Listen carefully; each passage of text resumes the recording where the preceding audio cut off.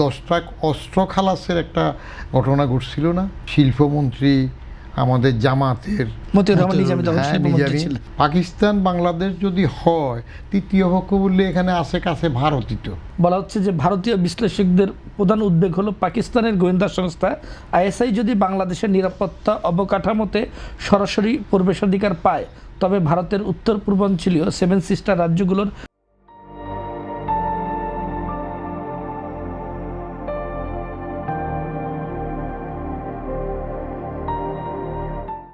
নিরাপত্তা চরম ঝুঁকির মুখে পড়বে। উলফা বা অন্যান্য বিচ্ছিন্নতাবাদী গোষ্ঠীগুলো আবার মাথাচাড়া দিয়ে উঠতে পারে বলে আশঙ্কা করছেন ভারতের বিশ্লেষকরা। তারা যথার্থই আশঙ্কা করতে পারে।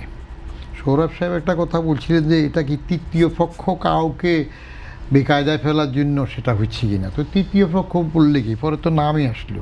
পাকিস্তান বাংলাদেশ যদি হয়, তৃতীয় পক্ষ বললে এখানে আশেপাশে ভারতই তো, আর তো বাইরে কেউ নেই। কারণ চীন এরকম এটা তৃতীয় পক্ষ পাকিস্তানের জন্য ওরা তো পুরনো পাকা বন্ধুত্বে এখনও আছে। তো ভারতের এই সংখ্যাটা থাকতেই পারে। কারণ এর আগে আপনার আমরা বাজাদের আগের আমলে, শেষ আমলে 10 ট্রাক অস্ত্র খালাসের একটা ঘটনা ঘটছিল না? শিল্পমন্ত্রী আমাদের জামাতের ব্যক্তি ছিলেন না তখন? মতিউর রহমান নিজামী তখন শিল্পমন্ত্রী ছিলেন। শিল্প সচিব ছিলেন তখন নুরুল আমিন।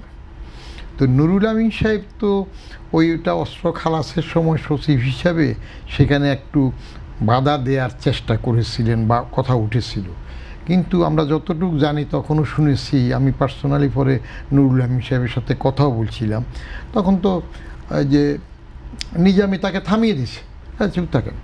তো এখন ওই যে উলফা, পরেশ বা আমাদের যে পার্বত্য শান্তি চুক্তি হইল, শান্তির পরেও যে অশান্তি, সেখানে উস্কানো দিয়ে এইসবগুলোতে কোনো ইন্টারেস্ট থাকবে কি না, সেজন্য ভারতের আঙ্গ থাকতে পারে। কারণ ভারত পাকিস্তান তো স্বাধীন হওয়ার পর থেকে 47 থেকে তো গোলমেলে অবস্থায় আছে, যুদ্ধে আছে। এক এক সময় এক একটা যুদ্ধ তো হচ্ছে। খালি 65 সেপ্টেম্বরে 6 সেপ্টেম্বর হইল তা তো না, তারপরেও তো বর্ডারে গোলাগুলি হইতেছে। এবং সেই যুদ্ধের কারণে ভারতের সেনা প্রধান তো আইয়ুব খানের পরে আবার একজন ফিল্ড মার্শালও হয়ে গেলেন। তো তাহলে ভারতকে পাকিস্তান যতটুকু কাবু করতে পারে পাকিস্তানের ক্রেডিট হয়, আবার ভারত পাকিস্তানকে যতটুকু কাবু করতে পারে সেটা ক্রেডিট হয়।